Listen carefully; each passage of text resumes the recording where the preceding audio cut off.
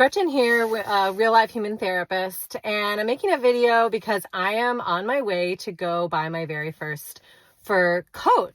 And I wear fur here, but it's almost always faux. I think I've gotten like one vintage piece that was falling apart when I was in my 20s, but fur is super exciting for me. It's something I've always been drawn to. It's dramatic, it's glamorous. I grew up in the 80s where people wore these like giant fur coats. And it is something that I have not been able to allow myself to purchase. I mean, part of that is spending money on clothes, which was not a value that I grew up with, but also deep experiences with my mom, again's judgment of what was a value that I could hold or should hold. And so I have this deep memory of being in 5th grade. I had a play date with Dalen Dalrymple, and she had just gotten this really cool jean jacket that was lined in rabbit fur.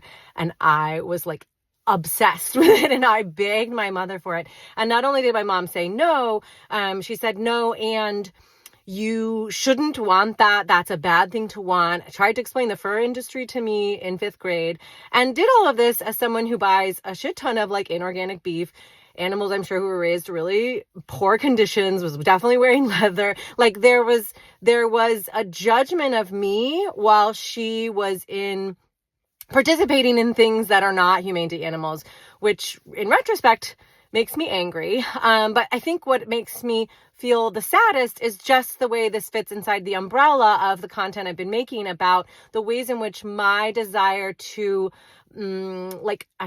almost like to embody like Venusian like ideals of feminine beauty and grace and opulence and things feeling good and were just taken by my mom as poor, bad, superficial values to hold, not what one should aspire to be. And so parts of myself have been put away and in the closet because I internalized those values and didn't feel like I was allowed to give it to themselves.